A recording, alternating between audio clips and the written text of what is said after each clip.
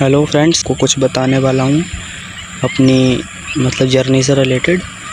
तो please and तक देखना। थोड़े से ज़्यादा हो सकता है, मैं आपका टाइम ले सकता हूँ, मगर एंड तक देखना। आपका थोड़ा सा ज़्यादा टाइम लग जाए। लेकिन मेरे से जो भी पूछ रहे थे काफ़ी दिनों, सभी मेरे से ये पूछते थे कि भाई आप 12th के बाद क्या करोगे, क्या करोगे। मेरे पास सभी पूछते थे। और जिस दिन परीक्षा रद्द हुई थी अपनी, तो उस दिन भी पूछा था बहुत लोगों ने, आप क्या करोगे, आप क्या करोगे। तो उसका ही क्वेश्चन का रिप्लाई आज मैं देने वाला हूँ आपको। तो मैंने 11th में अपने पापा से जब ये बात मैंने अपने पापा के सामने रखी थी कि मैं पापा 12th के बाद पढ़ाई करूँगा आगे की, तब उन्होंने मेरे से ये बोला था कि तब उन्होंने बोला तो कुछ नहीं था, उन्होंने यही बोल दिया था जो चलो पढ़ लेना। लेकिन अब इंटर के बाद अभी आपको पता है, मेरी सिस्टर विस्टर की शादी हुई है, तो कुछ घर में प्रॉब्लम्स बढ़ जाती हैं। सभी के घर में प्रॉब्लम्स तो होती हैं, थोड़ी मेरे घर में ज़्यादा होंगी बस, मगर आपके घर में भी होंगी, मैं समझ सकता हूँ, सभी के घर में होती हैं। पहले तो आप ये सुनिए, जो मेरे पापा जी हैं ना, वो छोटे मोटे मज़दूर हैं। मान लीजिए उनकी 500 रुपये पर डे की इनकम है, ठीक है।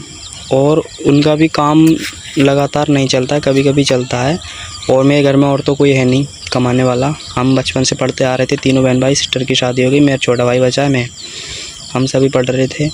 तो आपको सब पता है कि 500 रुपये में आजकल घर नहीं चल पाता। मैं आपसे ये बातें कभी शेयर नहीं करता हूँ, लेकिन आज शेयर कर रहा हूँ, पता नहीं मेरा मन कर रहा है। तो मेरे पापा, हमारे पास ना कुछ घर में घर में फाइनेंशियल प्रॉब्लम कुछ ज़्यादा हो गई है ना, इस वजह से। तो मेरे पापा से बोलने का भी मन नहीं कर रहा कि मैं पढ़ूँगा। तो मैंने सोचा क्यों ना मैं आप पैसे की कमाने के लिए बाहर जाकर निकलूं, तब 1 साल के अंदर मैं थोड़ा सा कुछ कर पाऊँ। क्योंकि इसी वजह से मैं आज इस टाइम जो खड़ा यहाँ आ चुका हूँ, इस टाइम यहाँ पर। और यहाँ से मैं आपको बता रहा हूँ आकर थोड़ा सा।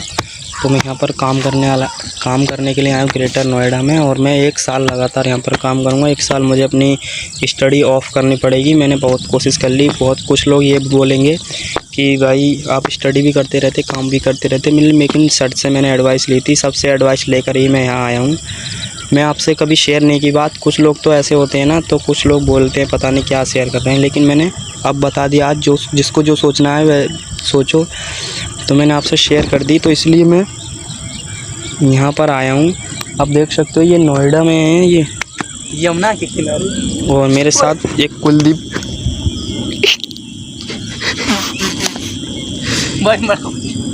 ये कुलदीप भी है।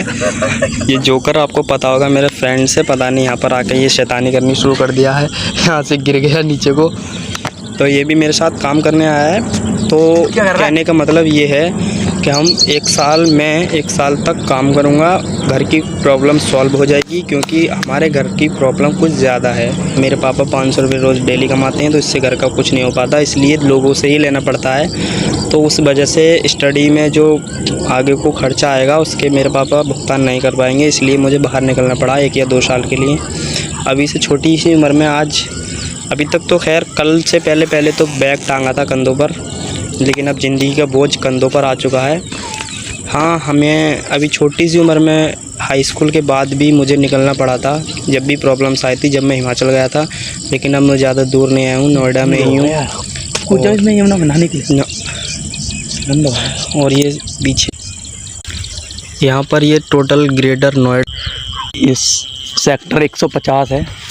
हम फार्म हाउस बना रहे हैं। यहाँ पे हम फार्म हाउस बनाएंगे, वेल्डिंग का काम करते हैं। यहाँ पर फार्म हाउस बने हुए हैं। आप सब ये भी पूछोगे कि क्या काम करने आए हो, तो यहाँ पर कई प्रकार के काम हैं। सन प्लेट नेट्स होती हैं, सूर्य प्लेट जिसको बोलते हैं, उसको भी लगाना है। सब वेल्डिंग, पेंट भी है, पेंटिंग भी कहीं कहीं काम ज़रूरत पड़ जाती है, वेल्डिंग का काम भी ज़रूरत पड़ जाता है। और कहीं कहीं थोड़ी बहुत जिसमें दीवार बनने लगती है, उसका भी काम जरूर आता है। मतलब टोटल तैयार करना पड़ता होता है। मेन काम ये है कि हमारे ठेकेदार का टोटल काम होता है, उसमें सब करना पड़ता है। और मेन काम तो वेल्डिंग है खाली।